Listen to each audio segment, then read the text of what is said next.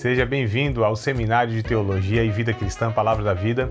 Você está em mais um curso de teologia cuja proposta é fazer alargar o seu conhecimento na área teológica, um curso descomplicado, contextualizado, provocativo, reflexivo e que faça sentido para a nossa vida cotidiana, porque entendemos que não só a construção conceitual da teologia, respeitando as correntes da teologia construída nesses quase 2000 anos, mas isso só não é suficiente. Nós pretendemos que a partir do entendimento bíblico, dos conceitos esclarecidos, nós possamos reproduzir isso em uma espiritualidade no nosso cotidiano e nas relações. Seja bem-vindo a mais uma aula do curso de teologia do Seminário de Teologia Palavra da Vida. Bom, nessa segunda aula eu quero dar continuidade com vocês, para que possamos estar compreendendo esse livro de Apocalipse que iniciamos na aula introdutória na semana passada, ou na aula passada. Eu quero, antes que eu entre propriamente no livro e pegue aqui a proposta de hoje, eu gostaria que vocês, na semana aí, eu vou enviar para vocês, por esses dias, uma aula minha a respeito. Eu vou fazer isso para nós ganharmos tempo aqui, tá bom? Porque senão eu levaria em torno de 30 e poucos minutos para falar aí do livro de Daniel, dos capítulos 2 e o capítulo 9, embora nós vamos ler o capítulo 9 hoje, possivelmente, mas eu tenho lá uma explicação e uma abordagem que, se vocês assistirem esse vídeo à parte, ele vai auxiliar nessa aula de hoje, nessa compreensão, tá? Então, só para ganhar tempo, o nosso vídeo aqui é curto, 35, 40 minutos, talvez até 50 a gente grave hoje, não muito mais do que isso. Então, para a gente ganhar tempo, eu peço que você vou enviar para vocês, via grupo, Paulo aí individualmente eu envio, e aí vocês assistam lá, tá bom? Porque isso aí vai trazer para vocês informações importantíssimas para entender aí principalmente a aula de hoje e o restante da matéria. Então, queridos, nós vamos fazer o seguinte, nós vamos pegar a nossa Bíblia, abri-la a partir do capítulo 4 de Apocalipse, a partir do capítulo 4. Vou dar uma breve recapitulada, só para a gente não dar esse salto, e não sei como está a memória de vocês a respeito do conteúdo da aula passada, Então só vou dar aquela breve recapitulada para a gente já entrar aí linkado no conteúdo da aula passada com esse aqui, tá bom? Então a gente vai a partir do capítulo 4. Também, queridos, eu vou fazer o seguinte, eu vou mandar um esboço que eu fiz aqui para mim, para que eu pudesse trazer a aula para vocês, aliás, a matéria para vocês. Vou mandar aqui a proposta do meu esboço para que vocês também possam ter aí mais uma informação, possam anotar e a partir daí ter um norte até mesmo para pesquisas futuras, tá bom? Hoje eu não vou passar, estou aqui tentando ganhar o máximo de tempo possível, mas não vou fazer nada corrido não. A gente não tem exatamente fechado o número de aulas, Então, se for necessário acrescentar uma ou duas aulas a mais do que a gente tem programado aí, não tem problema, a gente faz essa alteração, Matéria importantíssima para que a gente possa compreender e não assim ministre ou que a gente tenha aulas superficiais e correndo só para apresentar um conteúdo. Não é essa a minha intenção. Minha intenção de fato é que a gente absorva de uma forma adequada, ainda que seja básico, no sentido que, lógico, a escatologia ela tem uma profundidade muito grande porque envolve muitas correntes de pensamento, nós temos muitos pontos ainda que são divergentes nessas correntes de pensamento, então assim, o estudo de escatologia, claro que demanda muito, mas muito tempo para que pudéssemos estar abordando de uma maneira até mesmo satisfatória no sentido de compreender aí, mas não é a proposta do nosso curso é intermediário, curso técnico, alguns chamam de médio em teologia, então caso vocês queiram até se aprofundar, vamos para o curso mais para frente, lá no futuro, no bacharel ou alguma especialização em escatologia, a gente também oferece aí esses cursos aí, mas bora lá na nossa proposta de hoje, capítulo 4, livro de Apocalipse, nós vamos estudar hoje então capítulo 4, 5, o 6, tá? O 7 acho que a gente não consegue entrar, mas vamos lá, vamos tocando o barco aqui, vamos ver até onde a gente consegue remar, E bora remando comigo. Queridos, então nós falamos na aula passada, até o capítulo de número 3, abordando o livro de Apocalipse, o seu autor João, a temática é sobre o final dos séculos, tá certo? Foi escrito em torno aí de 90 a 96, depois de Cristo, esse foi o período que esse livro foi escrito. O João, ele viveu aproximadamente até o ano 100, 99, alguma coisa assim, morreu bem idoso mesmo, velho.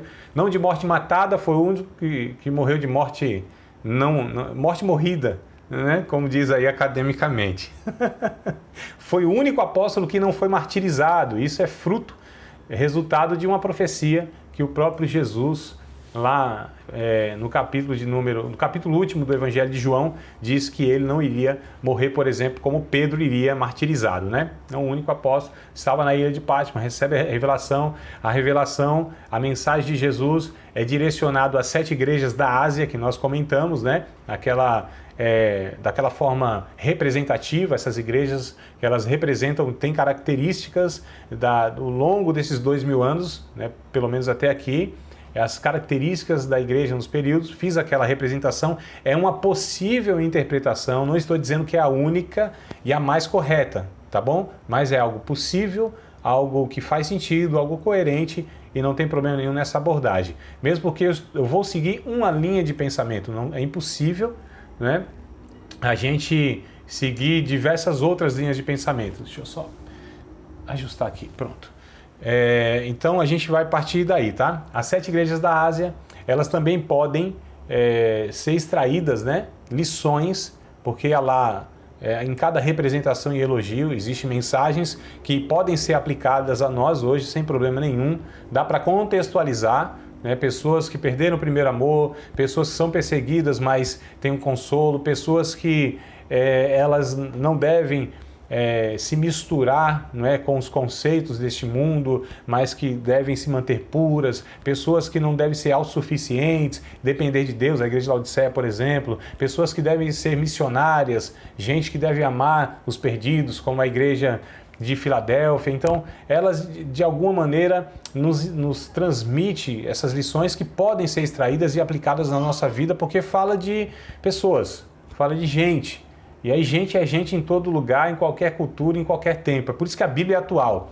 A Bíblia, quando ela tem mensagens e fala do ser humano lá em Adão, depois do pecado, e aquele povo todo que parece que não tem nada a ver com a gente, mas tem tudo a ver com a gente, porque é gente, como a gente, né? Então não há nada de extraordinário na vida do Abraão, do Isaac, do Jacó, do Elias, do Moisés e de quem quer que seja. Né? Aliás, a própria Bíblia vai dizer, né, e traz aí o exemplo do Elias, o Tiago capítulo 5 vai falar, Elias, um homem assim, que realizou coisas espetaculares, né? Enfrentou lá os centenas de profetas de Baal, aquela coisa toda, ressuscitou morto. E aí Tiago vai dizer, olha, ele é homem segundo as mesmas paixões, ele é tentado da mesma forma que nós somos, sujeito às mesmas paixões que nós somos, né? E aí orou e Deus fechou o céu, e aí orou e Deus abriu o céu, aquela coisa toda, mas Tiago vai dizer, é um homem ordinário, tá certo? Ele é um homem que pertence à mesma ordem do que nós, então todos nós somos ordinários, né? Eu quero ver na igreja os pregadores falam assim, vira para o seu irmão e diga que ele é ordinário. Essas horas não funcionam, né? Esses traquejos assim, essas coisinhas dos pregadores, né? Que é habituado a falar essas coisas, né? Quero ver falar isso. Mas eu digo nada de pejorativo, né? Eu estou dizendo na condição da mesma ordem que nós pertencemos, seres humanos. E a Bíblia, a gente chama que ela é um livro de arquétipos. Ou seja, as pessoas que tem lá, elas nos representam, porque a alma humana, a sua carência, as suas demandas, não mudou em nada. A gente mudou a tecnologia, conforto, conhecimento, cultura, a forma de viver aqui, ali e tal, mas a alma é a mesma, tá certo? É a mesma carência que se tem, as mesmas demandas existenciais que Abraão tinha, Isaac, Jacó e tantos outros, nós também temos as mesmas. É por isso que a Bíblia, ela sempre será atual, porque ela fala a alma do homem não muda, né? A tecnologia muda, mas nós continuamos com as mesmas carências e a Bíblia, ela tem então esses caminhos para a nossa alma, alcança, inclusive em Hebreus capítulo de número... Eita, agora vai me fugir da memória aí, deve ser capítulo 4, verso 12 e 13, alguma coisa assim. Diz que a palavra de Deus, ela é mais viva, né? Ela é viva e mais eficaz do que espada alguma de 2 gumes, penetra até a divisão da alma, do espírito, das juntas e das medulas, é apta para discernir pensamentos e intenções do coração. Olha só, é onde todas as coisas estão nuas e patentes diante de Deus, quem iremos tratar um dia. Então, a palavra, ela de fato vai no âmago, lá na essência do homem. E aí essas igrejas da Ásia, elas nos trazem então as mensagens, melhor dizendo, né, que foram direcionadas a elas, elas também nos servem, e aí nós entendemos, seguindo a linha que nós vamos seguir, que é da escatologia, da corrente de interpretação chamada de futurista, que entende que até o capítulo 3 foram fatos históricos. Essas 7 igrejas, elas foram igrejas reais, históricas, lá do primeiro século, né? Então, até o capítulo 3, e naquela abordagem que eu expus para vocês, que elas representam, então, as igrejas ao longo dos séculos, até o arrebatamento, né? Até o capítulo 3, então, é histórico.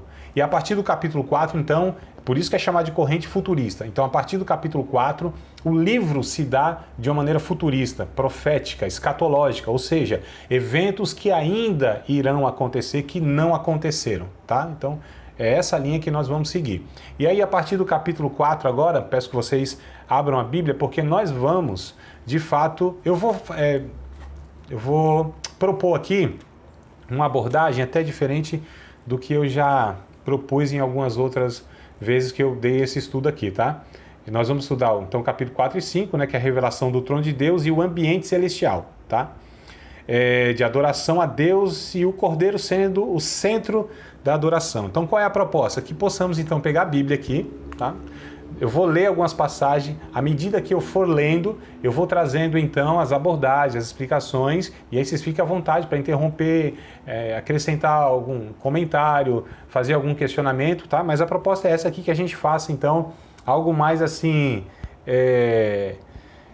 que seja mais literal no sentido de lermos, tá bom? Não de trazer muito conceito e aquela coisa muito técnica. Então vamos lá, capítulo de número 4, vou fazendo a leitura e vocês acompanham aí. A versão pode ser um pouquinho diferente, mas vamos lá caminhar juntos. Então olha só como começa o capítulo de número 4. Então lembrando que capítulo 3 é a época histórica, né? Na história, a história da igreja, inclusive, né, do mundo, e a igreja está inserida nisso. A igreja agora, nesse pensamento futurista, ela já não está aqui e foi arrebatada, tá bom? A partir daí, então, né, que é o capítulo 6, que a gente vai falar do começo da grande tribulação, mas o capítulo 4 já começa na revelação a dizer assim, ó, depois destas coisas. Então essa expressão depois destas coisas refere-se depois da era da igreja.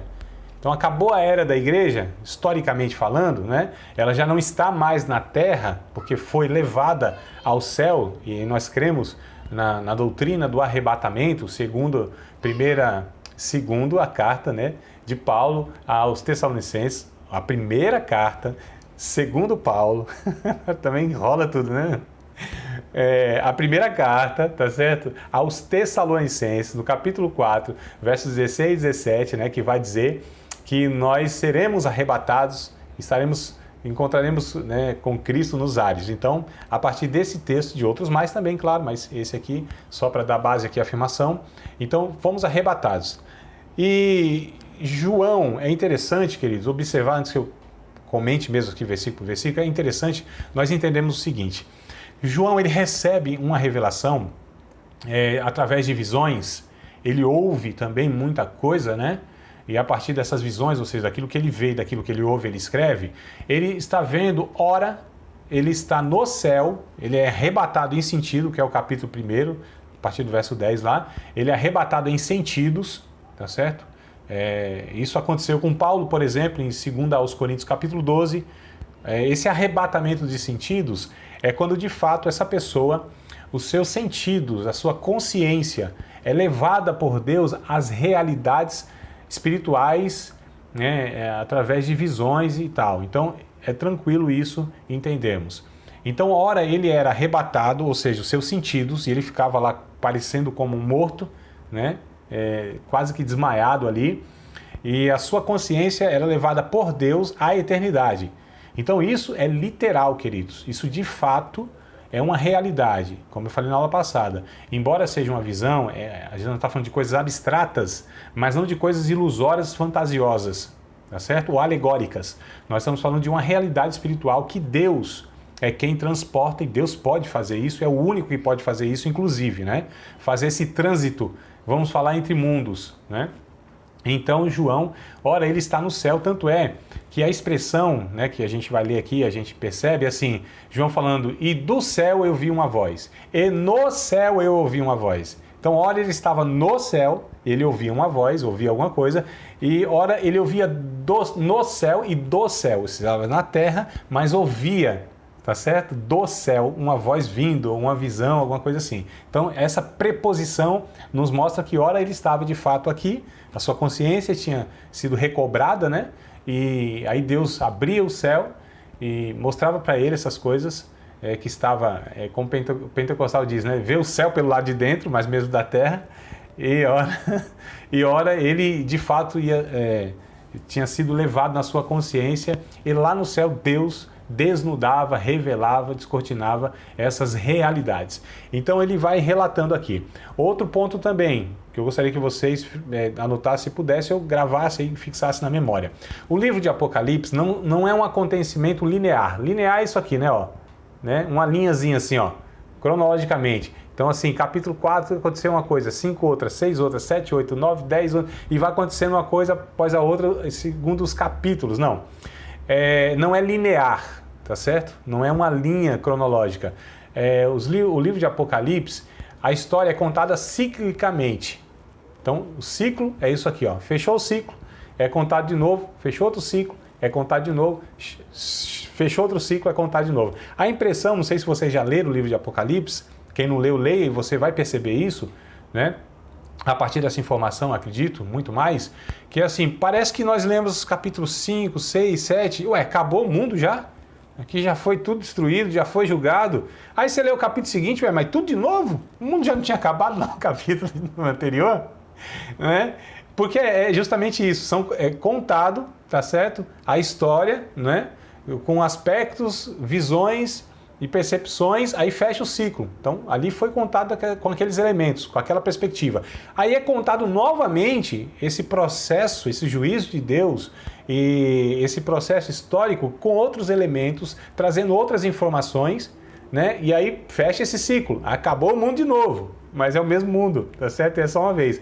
Mas é cíclico, então. Então, por isso que quando você lê o livro de Apocalipse, não se assuste que acabou aqui. Não é que o mundo vai acabando um monte de vezes. Tá?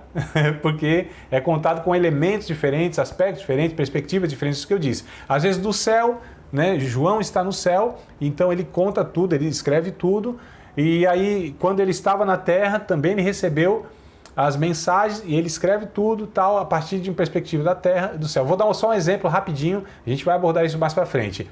Por exemplo, a trombeta e as taças, quando você vê uma trombeta, sabe aquela corneta? Sabe a corneta? Corneta, a vuvuzela. Agora me lembrei, ó. Quem que vai lembrar desse trem aí? A vuvuzela, né? Rapaz, esse negócio me vem na mente agora. Isso, exatamente. Que a corneta não era uma corneta? É algo fino assim e ia largando, né? Então imaginem esse instrumento aí visto, por exemplo, de baixo para cima. De baixo para cima você vê de baixo para cima você vê só a ponta dela, tá certo? A ponta aqui, né, que é aquela mais grossa. Se você corta então para trás, ela parece uma taça, não é isso? Uma taça. Depois eu mando a figura para vocês lá para que vocês possam visualizar, mas acredito que vocês conseguem estar visualizando, né? Uma taça. Quando ela é vista de cima para baixo, você vê ela toda e você vê a trombeta inteira. Então as taças e as trombetas é a mesma coisa, vistas de pontos diferentes. Veja só, a gente vai falar separadamente. Hoje nós vamos falar sobre os selos, depois sobre as trombetas e depois sobre as taças. Essa é a sequência, tá? Mas só para a gente entender, perspectivas diferentes, olhares diferentes de um mesmo acontecimento com elementos diferentes. Então é por isso que é cíclico e é importante nós entendermos isso para ter essa clareza. Senão dá um estranhamento assim, quando você falou, o que aconteceu aqui? Acabou o mundo? Será que eu perdi aqui essa parte, essa cena? Né? Dormi aí no filme? Não. Então capítulo 4, depois dessas coisas, ou seja, depois da era da igreja, João, ele tem uma visão, capítulo 4, capítulo 5, ele tem uma visão do que está sendo processado no céu, lembrando que o que ele vê no céu é eterno, ou seja, não está limitado ou sujeito ao tempo, tá certo? Então, o que ele viu aqui no capítulo 4, ele descreve o capítulo 4, capítulo 5, é aquilo que tinha acontecido, aquilo que estava acontecendo e aquilo que iria acontecer. Talvez é um pouco estranho, nós falamos assim, calma aí André, mas o que João viu lá na ilha de Patmos, quase 2000 anos atrás, o que ele viu, aquilo cronologicamente estava acontecendo naquele tempo? Eu digo não. Por quê? Porque ele estava vendo a eternidade. E o que é a eternidade? A eternidade não é um tempo sem fim. A eternidade é uma ausência de tempo. Percebam a diferença? Ausência de tempo. Então, esse negócio de dias, meses, anos, primavera, verão, inverno, isso não existe. Isso não pertence à eternidade. A eternidade é um tempo, é uma ausência de tempo. Então, quando João viu, ele estava lá 90 e pouco lá depois de Cristo. A cronologia histórica aqui na Terra era essa. Mas o que ele vê estava na eternidade. A eternidade extrapola os limites do tempo e do espaço. Então, o que estava acontecendo lá é o que está acontecendo agora e o que acontecerá. Porque a eternidade, ela abarca, ela engloba os 3 tempos, passado, presente e futuro. Tá certo? Então essa é a questão. Deus está na eternidade. Por estar na eternidade, ele ser eterno, inclusive, ele não está sujeito. Então, por exemplo, agora, o que Deus está vendo agora? Onde Deus está agora? Exatamente aí, hoje é dia 7 de agosto de 2020, é isso, né? Onde Deus está agora. Ele está exatamente no mesmo lugar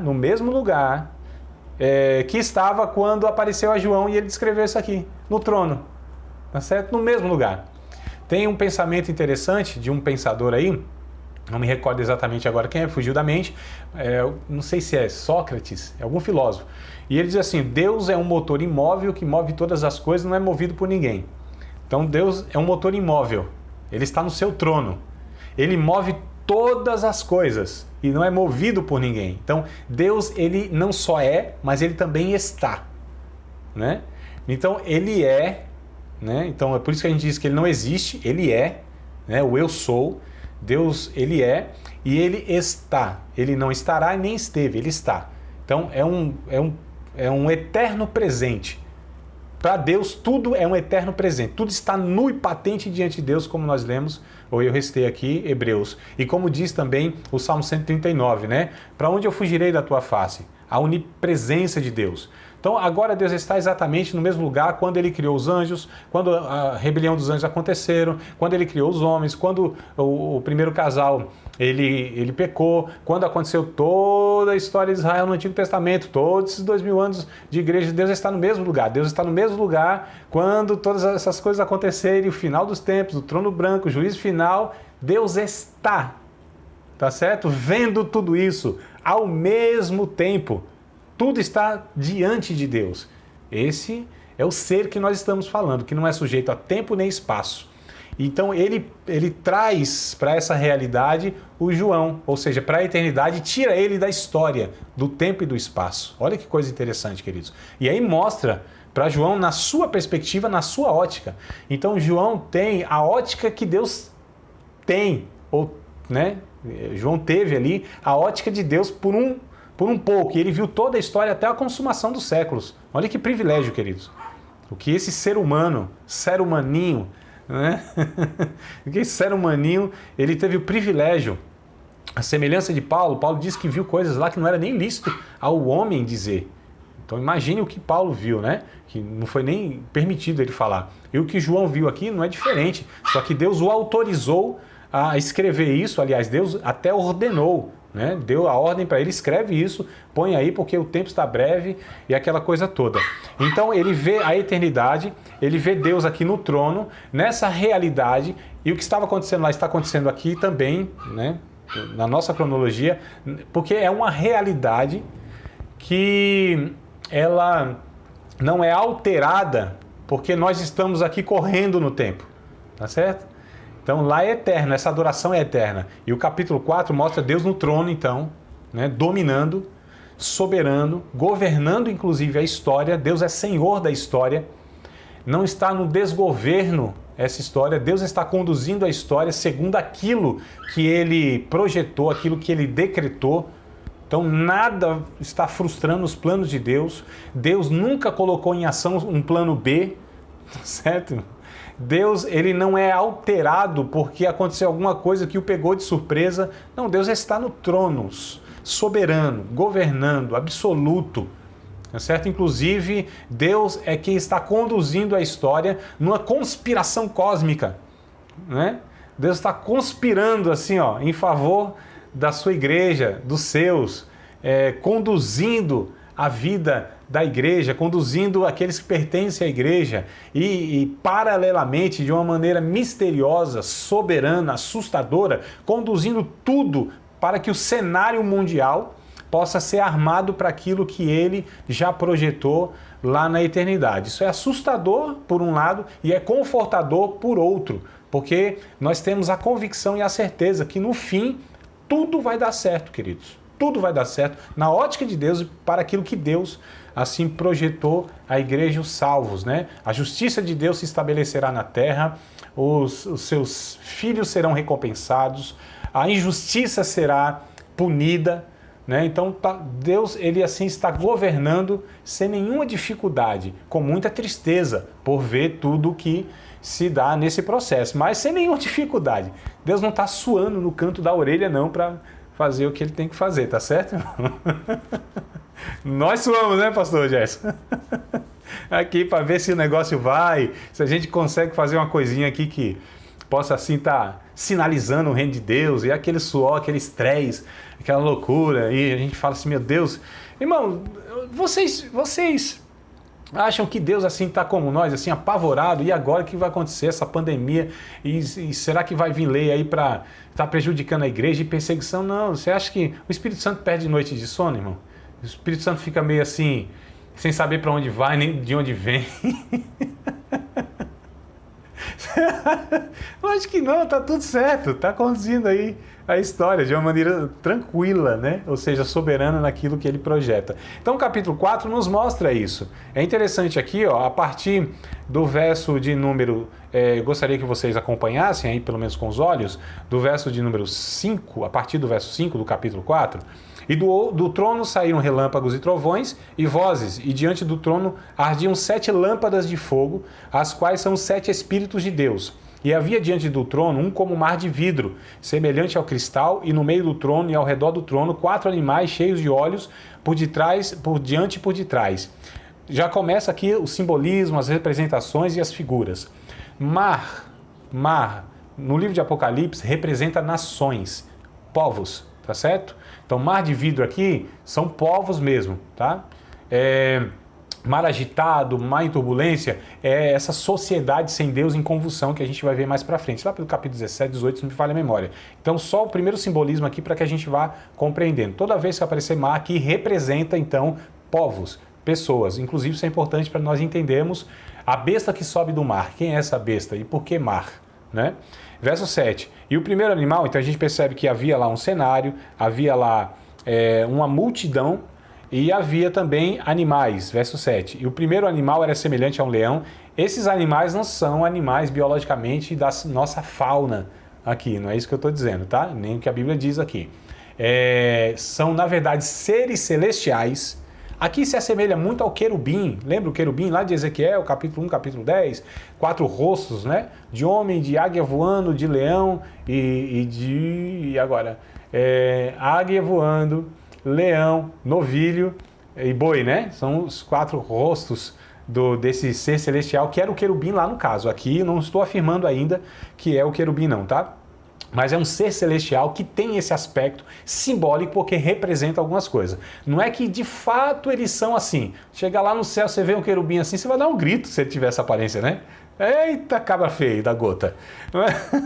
Não é que é exatamente isso, né, irmão? Mas aqui João está descrevendo, acho que eu disse isso na aula passada, ele está descrevendo segundo aquilo que ele tem como comparativo. Então o que ele viu no céu, que se assemelha aqui. esse rosto, né? O que se assemelha aqui ao rosto de Jesus? Como o sol ao meio-dia. O que se assemelha aqui o cabelo de Jesus? Como a lã branca. O que se assemelha os pés de Jesus aqui? Parece um latão que foi refinado numa fornalha brilhante. Então ele vai tendo essa visão e ele pega os comparativos que ele tem aqui na Terra. As ruas são de ouro. Ó, que coisa interessante. As ruas são de ouro lá, diz... Pode ser que seja literalmente, e a gente chegar lá de fato, tem lá um ouro, sei lá quantos quilates, né? Pode ser que sim, mas me parece que não é bem isso. Porque aparece lá no finalzinho de Apocalipse um ouro transparente. Não existe isso aqui, né? Na Terra. Ouro é dourado, não é isso, amados? É amarelado. Então, assim, então a gente percebe que são coisas que não são exatamente como são descritos. São semelhantes. E a palavra é essa chave, né? É semelhante a, é semelhante a, é semelhante a. Então é parecido, é o que se aproxima, porque é o que a gente tem aqui, senão como que a gente vai saber dessas coisas, comparar e falar de uma coisa que não existe aqui, não tem